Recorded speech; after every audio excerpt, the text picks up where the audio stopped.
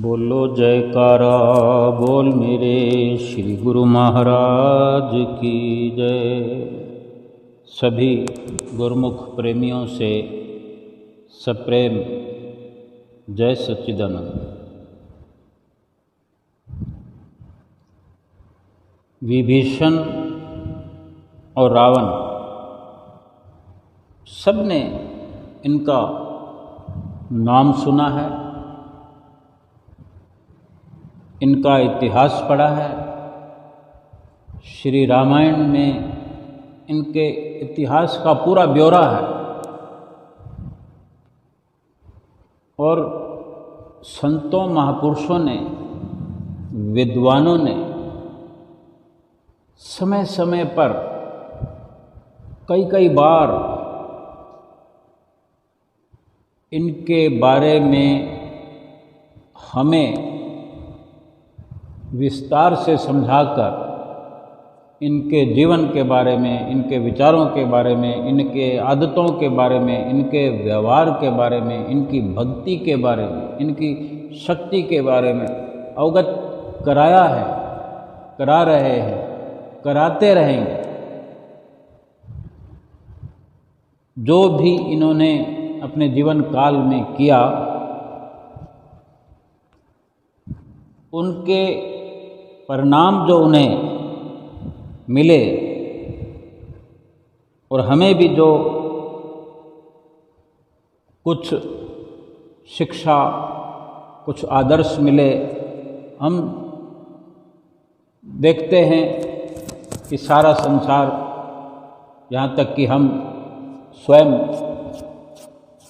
दशहरे के दिन रावण का पुतला बनाकर उसको आग के हवाले कर देते हैं, उसको मिटा देते हैं। जिस प्रकार के इतिहास में वर्णन आया है कि भगवान श्री राम के विरुद्ध होकर उसने पूरा जीवन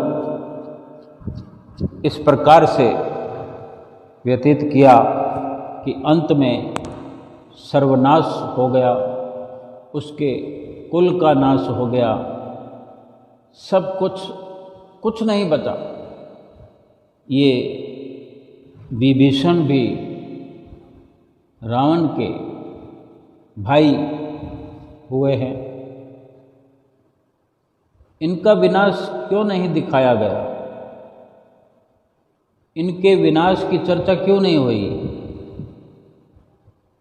एक ही माता पिता की संतान हैं, एक साथ पले बड़े, एक ही राज्य में रहने वाले, इनको क्यों नहीं दशहरे के दिन जलाया जाता?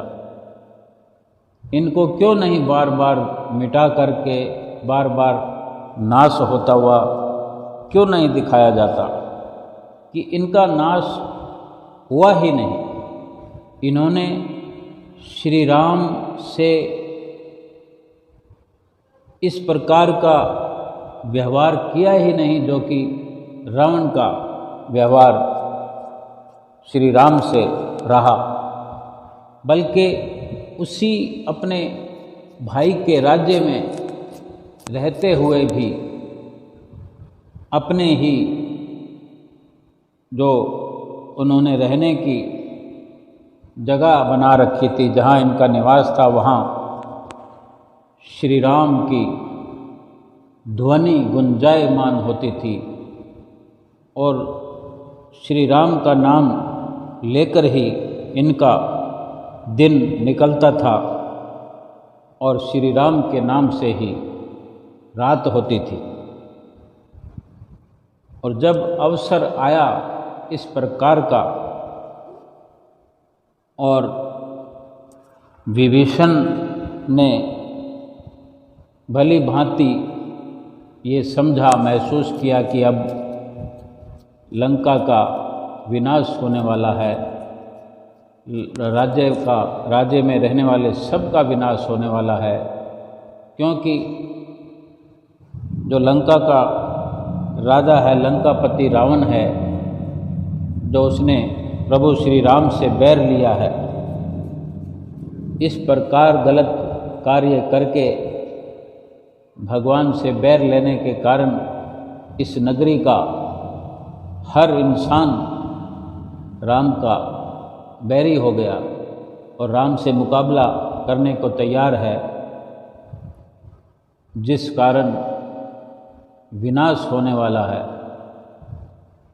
तो समय समय पर भी विभीषण रावण को सलाह देते रहे, और जब अधिक प्रभाव दिखने लगा और इस प्रकार भीषण युद्ध होने की तैयारी हो गई, रावण अहंकार में पागल हो गया, किसी भी प्रकार से कोई कसर नहीं छोड़ी उसने, उसकी मति मारी गई। तब जब ज़्यादा विरोध विभीषण ने किया तो उसी के भाई रावण ने विभीषण को लात मार दी और विभीषण राज्य को छोड़ करके प्रभु श्री राम की चरण शरण में पहुंच गए, उनकी ओट प्राप्त की, उनका आसरा बनाया, उन्हीं को सहारा बनाया और प्रभु श्री राम के साथ मिलकर रावण का वध करने में सहायक बने और श्रीलंका पर श्री राम की विजय पताका फहराई गई। हम ये भली भांति समझ सकते हैं इस दृष्टांत से, जितना इसको लंबा विस्तार चाहे कर सकते हैं, अपने अपने शब्दों में वर्णन कर सकते हैं कि क्या हमको समझ में आता है कि जब इतनी सी बात से अनर्थ हो जाता है कि वही भाई राम के सन्मुख हुआ, राम की शरण में आ गया, तो लंका का भी राजा बना और प्रभु श्री राम की प्रसन्नता का भी पात्र बना, उसका लोक और परलोक संवर गया। और वही रावण केवल प्रभु श्री राम को पीठ देने के कारण, राम से बेमुख होने के कारण, राम का विरोध करने के कारण अपना सर्वस्व मिटा चुका। लंका भी हाथ से गई, ये लोक भी बिगड़ गया, परलोक भी बिगड़ गया। तो क्या इसके लिए अधिक प्रमाणों की ज़रूरत नहीं है? इतिहास के अंदर, शास्त्रों के अंदर बहुत प्रमाण है, क्यों नहीं हम समझना चाहते? अगर समझना चाहते हों तो बहुत प्रमाण हैं, बहुत प्रकार हैं, लेकिन न समझना चाहें तो संसार भर के उदाहरण, प्रमाण, दृष्टांत कम पड़ जाएंगे और ये जीवन इसी उधेड़ गुण में विनाश को प्राप्त हो जाएगा, इस जीवन का नाश हो जाएगा। तो क्यों ना आज इस समझ के चलते कि हम जो गुरुमुख श्री सतगुरुदाता दीनदयाल महाराज जी की शरण भी ग्रहण कर चुके हैं, हम रावण से कहीं आगे निकल चुके हैं, श्री राम के नज़दीक हैं। इतना फासला तय करने के बाद भी राम से दूरी क्यों बनी हुई है? अपने सतगुरु इष्ट देव जो कि राम का ही रूप, श्री राम ही सतगुरु का रूप बनकर आए हैं और हम भाग्यशाली गुरुमुख अपने सतगुरु की चरण शरण लिए हुए हैं, सतगुरु का ही हमें ओट आसरा है। अगर है और हम मानते हैं कि केवल और केवल सतगुरु का ही हमें सहारा है, तो फिर क्या कारण है कि हमारी दूरी बनी हुई है, हम लाभान्वित नहीं हैं? क्योंकि हम महसूस करें कि हम समय समय पर व्यथित दिखाई देते हैं, दुखी दिखाई देते हैं, अधूरे दिखाई देते हैं, जबकि भंडार के नज़दीक हैं, परिपूर्ण के पास में हैं, लेकिन बिल्कुल भंडार के अंदर मिलना क्यों नहीं चाहते? अपना कुछ ना कुछ हमने अलग से रास्ता बना रखा, कुछ अलग सोच बना रखी है। जिससे मिलना है उसको मिलने के लिए जाते वक्त जब सफ़र शुरू कर दिया है, हम आम संसार की बात नहीं कर सकते, हम आम संसार की बात न करें, लेकिन हम एक गुरमुख होकर, अगर गुरमुख का रहन सहन, गुरमुख का व्यवहार, गुरमुख की करनी जो होनी चाहिए, उसके बारे में बड़ी गूढ़ता से विचार करना चाहिए कि जब चल पड़े हैं तो फिर पहुंच क्यों नहीं रहे? अपने हाथों से, अपनी मर्जी से हमने इस कदर रोड़े अटका रखे हैं अपनी राह में, जो हमें उस भंडार से मिलने के लिए रुकावट दिख पड़ते हैं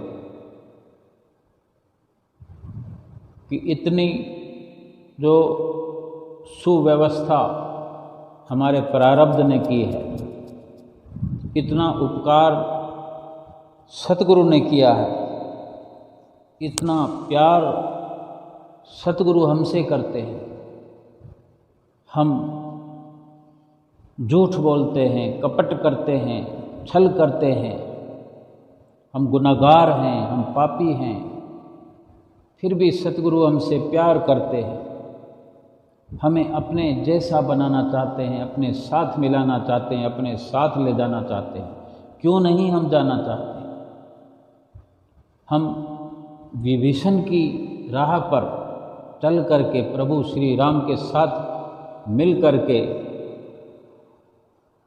क्यों नहीं योजना बनाते कि हमारा लोक भी संवर जाए और परलोक भी संवर जाए, जिसको करने में हम सक्षम हैं, हम कर सकते हैं, बड़े आराम से कर सकते हैं। बहुत सारी ऐसी व्यवस्थाएं हमने स्वयं कर रखी है, ऐसी व्यवस्थाएं हमारे प्रारब्ध ने हमें विरासत में दी है, ऐसी व्यवस्थाएं सतगुरु ने हमारे लिए बनाई है, ऐसा रास्ता बनाया है। फिर ऐसा कारण क्यों हम पैदा करते हैं कि हमारी तरक्की में बाधा रुकावट बनी रहे? क्या हमारे यहाँ रहने का कोई पक्का प्रमाण है कि हम कितनी घड़ियाँ, कितने श्वास, कितने पल, कितने मिनट, कितने घंटे या कितने दिन, कितने साल यहाँ पर रहते रहेंगे और आज नहीं तो कल कर लेंगे? आगे से आगे तो हमारी जो हमने दूरी बनाई है वो दूरी बढ़ती जाएगी। इतनी सुव्यवस्थाओं के होने पर भी अगर हम इस संसार में आकर के उस कार्य को न कर सके जिस कार्य को करने के लिए ही यहाँ दुनिया में आए हैं, तो फिर तो एक दिन अफसोस ही हमें हाथ लगेगा, पछतावा करना पड़ेगा। क्या हम ये नतीजा देखना चाहते हैं कि हम पछतावे वाले आंसू बहाते हुए जाएं इस दुनिया से? भगवान को पाना चाहते हैं, भगवान की सत्ता में प्रवेश करना चाहते हैं, एकाकार होना चाहते हैं, फिर उसमें ये बाधा बन रहा संसार, उसकी प्रीत को क्यों नहीं छोड़ते, उसको पीठ क्यों नहीं दे देते और क्यों नहीं सतगुरु के सन्मुख हुए तेज रफ्तार से चले जाते, जिसके कारण हमारा मिशन पूरा हो जाए और उस भक्ति के रास्ते पर चलकर जिससे भगवान की प्रसन्नता मिलती है, सतगुरु की प्रसन्नता मिलती है, उस भक्ति को प्राप्त करके सफल होकर क्यों नहीं कुछ समय इस जीवन में सुख स्वरूप बनकर हम व्यतीत करें। अगर भक्ति में सफलता प्राप्त हो जाएगी, सतगुरु की कृपा हो जाएगी, अगर अंतिम समय में हुई तो वो सतगुरु ने तो कृपा कर दी, तो क्यों ना आज हम स्वयं अपने आप पर कृपा करें। जुगत लगाकर अथक प्रयास करके हम देखें कि जहाँ नित्य नियमों की पालना की बात आती है, चर्चा होती है, श्री गुरु महाराज जी से हम वचन सुनते रहते हैं, सेवा के बारे में, सत्संग के बारे में, भजन सुमरण के बारे में, सभी की कुछ न कुछ सेवा कर रहे हैं। जो नज़दीक में रहते हैं, दरबार में रहते हैं, गृहस्थ में रहते हैं, जो हम सब गुरुमुख अलग अलग जगह पर हैं और सब यही प्रयास कर रहे हैं, भक्ति करना चाहते हैं, भक्ति पाना चाहते हैं, प्रसन्नता पाना चाहते हैं। लेकिन उनकी भक्ति पाने की क्षमता सबकी बराबर है। प्रारब्ध में किसी का कम लिखा है, किसी का ज़्यादा लिखा है, सब के सब सतगुरु की शरण में हैं। तो आगे की जो शुरुआत है उसमें हर कोई स्वतंत्र है, क्योंकि जो सतगुरु महाराज जी ने हमें काम दिया है, जो तरीका दिया है, उसको करना हमारे दायरे में है। हम चाहें तो अधिक से अधिक सफल प्रयास करके जल्दी उस ठिकाने पर पहुंचा जा सकता है, जल्दी उस वस्तु को प्राप्त किया जा सकता है जिसको प्राप्त करने के लिए आए हैं, जिसको प्राप्त करने के लिए ये जन्म मिला है, जिसको प्राप्त करने के लिए सतगुरु की शरण प्राप्त करना जरूरी है। आम संसार में ऐसे लोग हैं, जाने कब उनको सतगुरु की शरण मिलेगी, कितने जन्मों के बाद मिलेगी, या कितनी 84 भोगने के बाद, कितनी 84 भोगने के बाद मिलेगी, कितने युगों के बाद मिलेगी। हमें वो सब मिल चुका है, तो कितना दुर्लभ है अपने आप में, कितना दुर्लभ अवसर है, कितना ये स्वर्णिम अवसर है, कितने सुंदर भाग हैं हमारे। और फिर हमने अपने कार्य को स्वयं ही जटिल बना दिया है। अगर हम चाहें तो ये जटिलता हम अभी का अभी मिटा सकते हैं, क्योंकि सतगुरु ने तो हर किसी के लिए एक ही प्रकार के वचन फरमाए हैं, नित्य फरमाते रहते हैं। पूरे देशवासियों के लिए ही नहीं, बल्कि विदेशों में बैठे हुए गुरुमुखों के लिए, जो गुरुमुख नहीं है उनको गुरुमुख बनाने के लिए रात और दिन श्री गुरु महाराज जी अथक प्रयास कर रहे हैं। फिर हमें इस बात पर गहन विचार करना चाहिए। अगर सतगुरु की प्राप्त करने की लगन है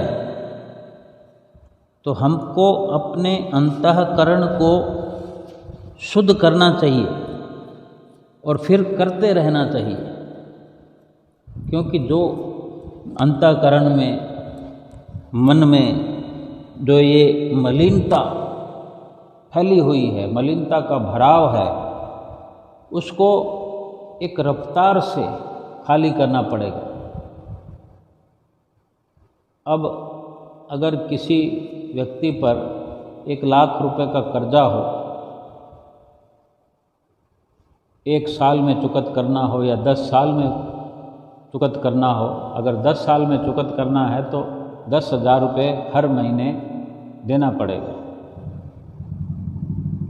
और हम 10,000 रुपये अपने पर हर महीने खर्च करते हैं, जो कि हमारी ज़रूरत है, तो हमको कम से कम 20,000 रुपया महीना कमाना पड़ेगा, जिससे कि 10,000 रुपये वो कर्ज जो है हर महीने किस्त से चुकता हो जाए और हमारा घर भी सुचारू रूप से चल सके। अब इसको हम ये विचार करें कि जब हमने कर्ज लिया तो हमारी ज़रूरत इतनी थी, कोई ऐसी ज़रूरत आन पड़ी और हमारे पास कुछ नहीं था, या हमारे पास 1 लाख की कमी हो गई, हमको कर्ज लेना पड़ा। अगर हमारे पास पर्याप्त मात्रा में धन होता तो हम कर्ज नहीं लेते, और फिर ले लिया तो अब उसकी किस्त भी चालू हो गई और आगे का घर खर्च चलने का भी सही पूरा हिसाब किताब है। लेकिन क्या मैं 2 महीने में, 4 महीने में, 6 महीने में फिर से कर्ज लेना पड़ा? कोई आपदा आ गई, कोई खर्च आ गया घर में, तो फिर से कर्ज लेना पड़ेगा। एक कर्ज तो चुकता नहीं हुआ और फिर से हमने कर्ज ले लिया, तो हम चाहने पर अपने चाहने से क्या हम 20 की जगह 30,000 थोड़ी कमाने लगेंगे। तो हमको यही ज़रूरत है कि अगर कर्ज भी हम उतार रहे हैं, घर खर्चा भी चला रहे हैं, तो साथ में बचत की भी ज़रूरत है। ना जाने किस वक़्त फिर से ज़रूरत आन पड़े तो हमारे हाथ पल्ले में कुछ होना चाहिए। हमारे मन पर जो मलिनता है उसको जब तक साफ नहीं किया जाएगा, अपने अंतःकरण को मलिनता से साफ करके, मलिनता हटा के जब शुद्ध नहीं कर लेंगे, तो वो प्रभु कैसे हमें प्राप्त होंगे? कैसे वो निर्विकार प्रभु हमारे हृदय में निवास करेंगे? और हम विचार करते हैं कि हम मलिनता को साफ कर रहे हैं, मन हमारा साफ हो रहा है, तो हमें देखना पड़ेगा कि कितना समय लगेगा। हम जितना सफाई रोज़ करते हैं, जितनी मलिनता रोज़ साफ करते हैं,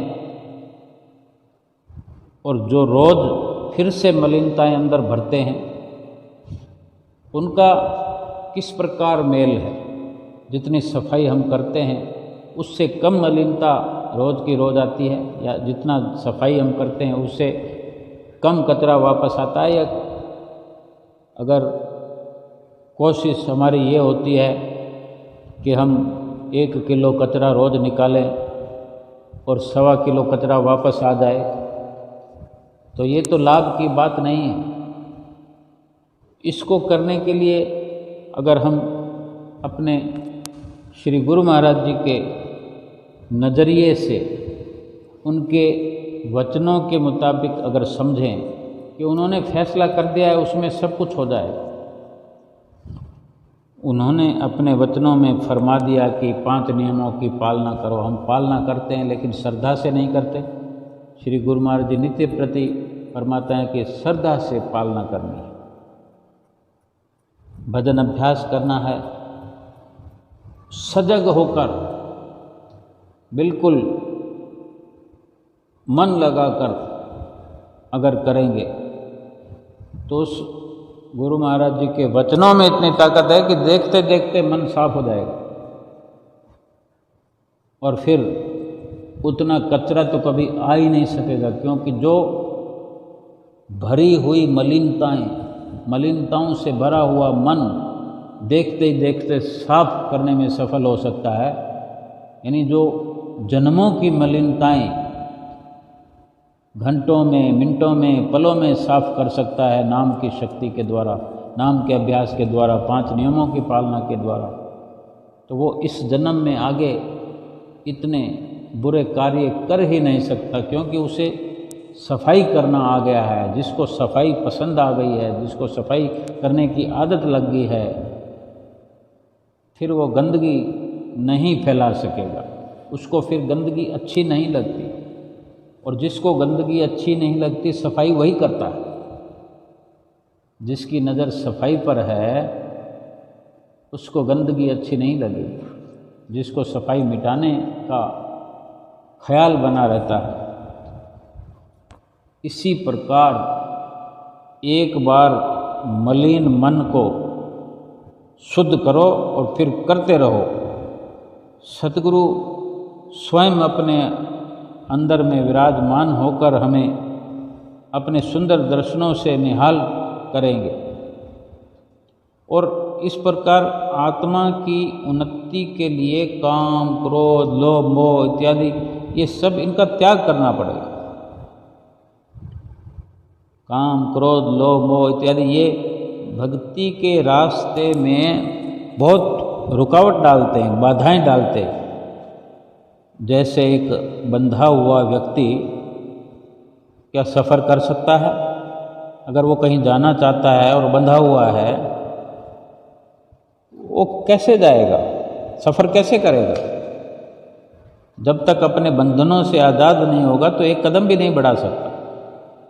इसी प्रकार इन विकारों में बंधा हुआ व्यक्ति, इन मलिनताओं में रचा पचा हुआ व्यक्ति आगे कदम बढ़ा नहीं सकता। जब इस दलदल से निकलेगा नहीं, इन विकारों के बंधन से छूटेगा नहीं है, तो आगे बढ़ेगा कैसे? भक्ति मार्ग पर आगे बढ़ा नहीं जा सकता जब तक मन को मलिनताओं से साफ ना किया जाए, अपने मन को शुद्ध ना किया जाए। और सतगुरु जो हैं हमारे अंग संग रहते हैं, हमारा मन मलिनताओं से खाली होता है, सतगुरु विराजमान होते हैं, हमारे साथ होते हैं, फिर संसार की चाहत खत्म हो जाती है। संसार की चाहत ही नहीं रहती, क्योंकि संसार को रचने वाला प्रभु परमेश्वर हमारे साथ जो रहने लगा, उसने हमारे सिर पर जो हाथ रखा, उसने जो हमारा हाथ पकड़ लिया, फिर दूसरे सहारे हम क्यों ढूंढेंगे? और ढूंढना भी नहीं चाहिए। और जो दूसरे सहारे ढूंढ रहे हैं, जो संसार को सहारा समझ रहे हैं, मित्र, कुटुंब, परिवार को सहारा समझ रहे हैं, कोई किसी भी प्रकार की मदद की उम्मीद करता है संसार से, परिवार से, घर-बार से, कोई बचाने नहीं आएगा। जब सतगुरु हमारे अंग संग हैं तो हमें नज़र क्यों नहीं आते? हमारी जो सुरती है वो तो बाहरमुखी है, यानी इस संसार में रमी है, संसार में फैली है, संसार में फंसी हुई है, रची पची पड़ी है। और सतगुरु बैठे हैं अंदर, हमें नज़र नहीं आते। अगर सुरती हमारी अंदर दाखिल हो जाए, सुरती अंतर्मुखी हो जाए, तो फिर अंतर में जो स्वयं परमात्मा सतगुरु विराजमान है, वो भली प्रकार से हमें तुरंत दिखने लगेंगे, दीदार हो जाएंगे।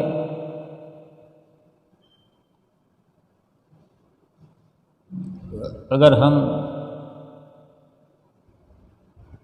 दुखी हैं, किसी भी प्रकार का दुख है, आत्मिक दुख तो लेकर ही साथ दुनिया में इंसान आया है।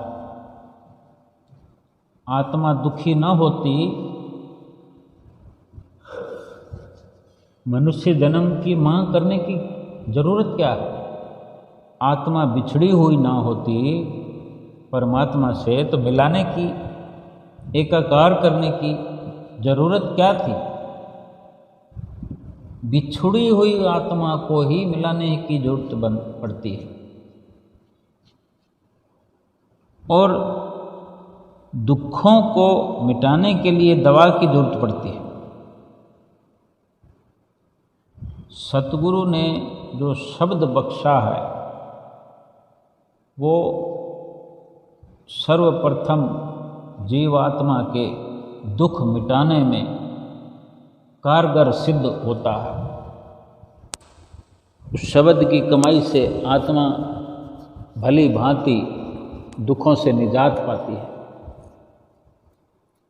और जो शरीर का दुख जीवन भर हम रोना रोते रहते हैं दुखों का, शरीर के दुख भी मिट जाते हैं, नज़र नहीं आते। जिस प्रकार सुरती बाहर मुखी होने के कारण अंदर मालिक के कुल का दीदार नहीं होता, अंदर अपनी जीवात्मा की पहचान नहीं कर पाते, उसका दुख नहीं देख पाते, उसी प्रकार जब सुरती अंदर मुखी हो जाती है, परमात्मा के दीदार करने लगती है, और जब सुरती बाहर मुखी से अंतर्मुखी हो गई, और शरीर के दुख तो बाहर मुखी है, शरीर के दुख तो बाहर से नज़र आते हैं, शरीर को बाहर से महसूस होता है, अंदर शरीर का अस्तित्व नज़र नहीं आता। जिसकी सुरती अंतर्मुखी हो जाए वहाँ आत्मा का स्वरूप नज़र आता है, आत्मा के सुख और दुख का एहसास होता है। अगर आत्मा भली चंगी होने लगती है तो आत्मा सुख स्वरूप नज़र आती है, आत्मा की पहचान होती है। और आत्मा अगर दुखी है तो फिर अंदर परमात्मा का भी वास नज़र नहीं आता, क्योंकि सुरती जो हमारी अंतर्मुखी हुई नहीं, वो बाहर ढूंढने में लगी हुई है, भगवान अंदर बैठे हैं। बाहर जो हम भगवान के दर्शन करते हैं, सतगुरु के दर्शन करते हैं, वो बाहरी आँखों से करते हैं, लेकिन सतगुरु के दर्शन से जो जीवात्मा को सुखी बनाना है, जीवात्मा को जो सतगुरु परमात्मा से मिलाना है, तो अंदर जाए बिना आत्मा का ये दुख कैसे मिटाया जा सकता है? नहीं मिटाया जा सकता। किसी बीमार व्यक्ति का दुख मिटाना होगा तो उसके घर के अंदर जाना पड़ेगा, तभी उसकी जो दुविधा है, दुख है, उसका मिटाया जा सकता है। जब एक छोटी से छोटी बात के लिए इतना सजग उदाहरण होता है कि किसी गिरे हुए को उठाने के लिए खुद उस गिरावट तक जाना पड़ता है, उसको हाथ पकड़कर उठाना पड़ता है। तो जब सतगुरु अंदर हैं तो उनसे मिलने के लिए अपनी सुरती को अंतर्मुखी करके, बाहर से अपनी सुरती हटा करके, अपनी अंदर के ज्ञान चक्षुओं से, अंदर की अंतर्दृष्टि से अपने सतगुरु को देखा जा सकता है।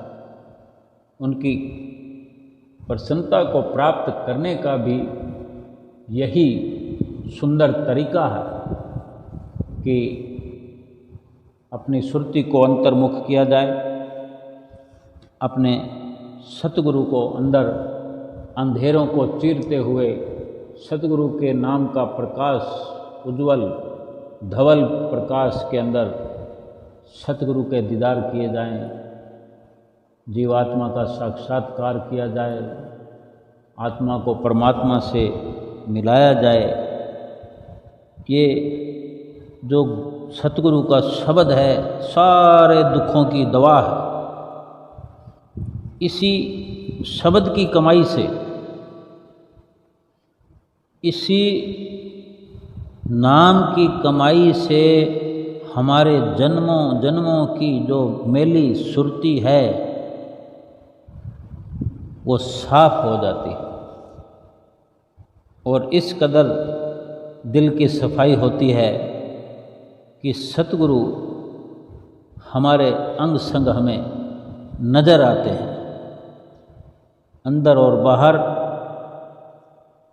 आनंद पसर जाता है।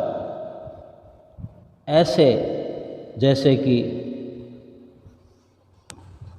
लाइट को कमरे में घुसते ही लाइट वाला बटन जलाने से चारों ओर प्रकाश पसर जाता है और सब कुछ साफ साफ नज़र आता है।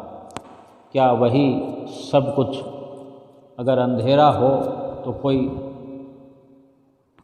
लाइट को जलाने का या लाइट होने का एहसास ना हो कि किस प्रकार प्रकाश किया जा सकता है, तो कोई हिम्मत नहीं कर पाता अंदर जाने की कि अंधेरा है, मैं नहीं जाता। लेकिन सतगुरु ने अंदर अपनी सुरती को ले जाने के लिए, अंदर प्रकाश कराने के लिए, उस प्रकाश को फैलाने के लिए नाम की बख्शिश की है। उसी नाम की कमाई से जब सारी मैल धुल जाएगी मन की, फिर वहाँ अंधेरा छट जाएगा, मलिनताओं का अंधेरा छट जाएगा। जो सुरती मैली हुई है, जो अंदर मुखी होती नहीं सुरती, अंतर कुछ दिखाई नहीं देता, अंधेरे से डर लगता है, सब प्रकार के दुखों का सफाया हो जाएगा। इंसान चूँकि संसार में जब से आया है, सारी दुनिया को समझाने का कार्य हम करते रहते हैं। अपने बारे में कब विचार करेंगे हम कि हमें भी कुछ समझना है? समझाना छोड़ देना चाहिए, क्योंकि एक समय आने पर हर कोई अपने आप समझ आता है। लेकिन जिस समझ की बात सतगुरु कहते हैं, उसके लिए कोई समय नहीं आता। जिस भक्ति की, जिस ज्ञान की, जिस प्रकाश की बात सतगुरु हमें समझाते हैं, उसके लिए कोई समय नहीं आता कि हम सोच लें कि समय आने पर सब अपने आप हो जाएगा। उसके लिए समय आता नहीं है, समय जा रहा है। जाते हुए समय के साथ सब कुछ चला जाएगा, सब कुछ खत्म हो जाएगा। संसार में गिने चुने लोगों से हमारे विचार मिलते हैं, गिने चुने लोगों से, और वो भी जो विचार मिलते हैं सांसारिक होते हैं। लेकिन हम उसी होड़ में लगे हुए हैं कि उन मायावी विचारों को मिलाने में भी हम दुखी होते रहते हैं कि मेरे उससे विचार नहीं मिलते, मेरे उससे नहीं मिलते, दुखी होते रहते हैं। विचार मिल भी जाएंगे तो क्या है, लाभ तो कुछ भी नहीं होने वाला। विचार तो केवल भक्ति के उत्तम होते हैं। भक्ति के विचार हों, भक्ति के विचारों वालों से विचार मिलाने का प्रयास करें, भक्तों की संगत में रहने की कोशिश करें, भक्ति को प्राप्त करने के लिए हर वक्त लालायित रहें। भक्ति मिल जाए, भक्ति हमारे अंदर घर कर जाए, भक्ति हमारे अंदर प्रवेश हो जाए, भक्ति की शुरुआत हो जाए, भक्ति का खाता खुल जाए। हम चिंता करते हैं भविष्य की, लेकिन वर्तमान उस भविष्य की बलि चढ़ रहा है। हम चिंता करते हैं भूतकाल की, उस भूतकाल की भेंट ये वर्तमान चढ़ रहा है। क्यों तो भविष्य की चिंता करनी है, क्यों भूतकाल का जो पछतावा करना है? क्यों नहीं वर्तमान में, इस पल में हम जीने की कोशिश करते कि इस पल में क्या किया जा सकता है? अगर बीते हुए समय की चिंता करेंगे, पछतावा करेंगे, तो अभी तो कुछ नहीं हो सकता वो पछतावा करने से, क्योंकि वो निकल गया। और भविष्य की चिंता करते हैं तो भविष्य की चिंता करने से वर्तमान का कुछ नहीं बनेगा। केवल इस पल में जो करना है वो हम करें, वही कर लें। अगर भजन भक्ति करना है तो इसी पल में हो सकती है, और इसी पल में ही भक्ति की शुरुआत करें, भक्ति को अंजाम तक पहुंचाएं। भक्ति की चरम सीमा का कोई और छोर नहीं है। लेकिन ये बात है कि अपनी श्रद्धा और लगन से अपने सतगुरु की प्रेरणाओं को अपने हृदय में धारण करके, अपने मन में धारण करके, अपनी सुरति को अंतर्मुखी करते हुए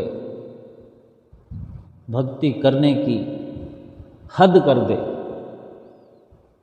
सभी नियमों की पालना इस प्रकार से करें कि भक्ति का रंग चढ़ने लगे और दिखाई देने लगे। जिस प्रकार हम शरीर के लिए भोजन करते हैं, शरीर को भला चंगा रखने के लिए भोजन करने की शुरुआत से ही एक एक ग्रास मुंह में रखने से, एक एक ग्रास को चबाकर खाने से ताजगी आना शुरू हो जाती है। लगने लगता है अब मंजिल पर पहुंच जाऊंगा, मैं अब भूखा हूँ, ऐसा नहीं कह सकते, क्योंकि भूख मिटने लगी है और मिट जाएगी देखते ही देखते, क्योंकि पूरा प्रयास है। पूरी रोटियां हमारे पास पड़ी है, पूरी सब्जी पड़ी है, यानी भूख को मिटाने का, शरीर के भूख को, पेट की भूख को मिटाने का पर्याप्त साधन हमने कर रखा है। जब पर्याप्त साधन कर दिया, उसमें श्रद्धा भी है, लगन भी है, मन लग रहा है खाना खाने में, अगर कुछ सब्जी अच्छी भी नहीं लगती लेकिन भूख मिटाने का यत्न हम पूरा कर रहे हैं, और अगर सब्जी भी मन के मुताबिक है तो फिर तो कहना ही क्या है। देखते ही देखते हम थोड़ी खुराक भी ज़्यादा खा जाते हैं, पता भी नहीं लगता। लेकिन भक्ति को कब ज़्यादा करने की कोशिश करेंगे कि कभी हम भक्ति भी ज़्यादा कर लें। इसी विचार को पुख्ता करने के लिए हम अपने सतगुरु दाता दीनदयाल महाराज जी के जो वचन हैं, जो उन्होंने हम पर हर पल उपकार किए हैं, उनकी पालना करते हुए, भक्ति को ज़्यादा से ज़्यादा करते हुए, अगर भक्ति ज़्यादा भी हो जाएगी तो कोई बदहजमी नहीं होती। खाना अगर ज़्यादा खा ले तो बदहजमी हो सकती है, पेट खराब हो सकता है, शरीर खराब हो सकता है, जाने कौन कौन सी बीमारी भी लग सकती है। अगर इस प्रकार ज़्यादा खाने की आदत हो तो रोज़ का रोज़ शरीर रोगला बना रहेगा। लेकिन भक्ति ज़्यादा करने से आत्मा मस्त हो जाती है, आत्मा आनंदित हो जाती है, शरीर भी सुख स्वरूप बन जाता है। इसलिए भक्ति की ऊंचाइयों को छूते हुए अपना हर पल व्यतीत करें और अपना लोक परलोक सोवेला करें। बोलो जयकारा, बोल मेरे श्री गुरु महाराज की जय।